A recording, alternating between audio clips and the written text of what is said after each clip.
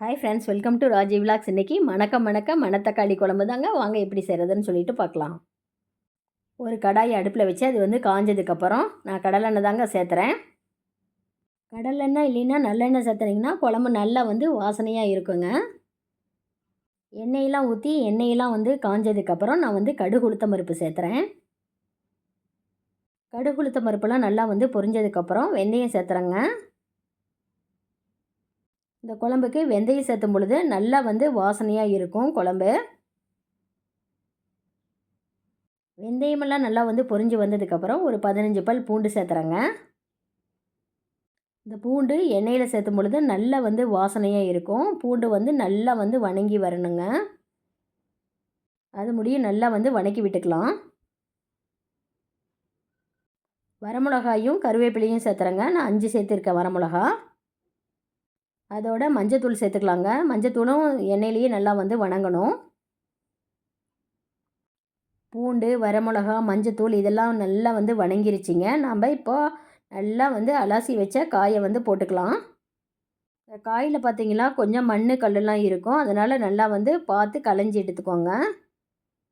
இப்போ இந்த காய் நல்லா இந்த எண்ணெயிலேயே நல்லா வணங்கணுங்க. காய் வணங்கும் போதே பார்த்திங்கன்னா நல்லா கமகமன்னு வாசனை வரும். இந்த மணத்தக்காளி காய் பார்த்திங்கன்னா நல்லா குடல் புண்களையெல்லாம் நல்லா ஆற்றுங்க. மணத்தக்காளி காய் பார்த்திங்கன்னா நல்லா சத்தானதும் கூடங்க.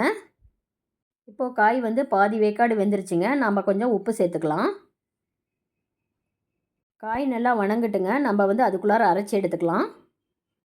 அரைக்கிறதுக்கு 3 தக்காளி எடுத்துருக்கேங்க. 1/4 மூடி தேங்காய் எடுத்துருக்கேன். 1 டீஸ்பூன் சீரகம் சேர்த்துறேங்க. சீரகம் சேர்த்து அரைக்கும் பொழுது குழம்பு நல்லா வாசனையாக இருக்கும். இப்போ பொடி ஐட்டம்லாம் சேர்த்துக்கலாங்க. நான் 3 டீஸ்பூன் மல்லித்தூள் போட்டிருக்கேங்க. 1 டீஸ்பூன் சாம்பார் தூள் போட்டிருக்கேன். மிளகாத்தூள் காரத்துக்கு ஏற்ப போட்டுக்கோங்க. நான் கொஞ்சமாக புளி சேர்த்துறேங்க. இப்போது இதையெல்லாம் நல்லா ஃபைன் பேஸ்ட்டாக நல்லா அரைச்சி எடுத்துக்கலாம். இப்போ அரைச்சாச்சுங்க. இப்போது காயெல்லாம் நல்லா வெடித்து வந்துருச்சுங்க. நம்ம அரைச்சி வச்ச பேஸ்ட்டை சேர்த்துக்கலாம். இந்த அரைச்சி வச்ச பேஸ்ட்டெல்லாம் எண்ணெயில் வணங்கினாதாங்க குழம்பு நல்லா டேஸ்ட்டாக இருக்கும். நல்லா எண்ணெயில் வணங்கும் பொழுது இந்த குழம்போட பச்சை வாசனையெல்லாம் நல்லா போயிருங்க.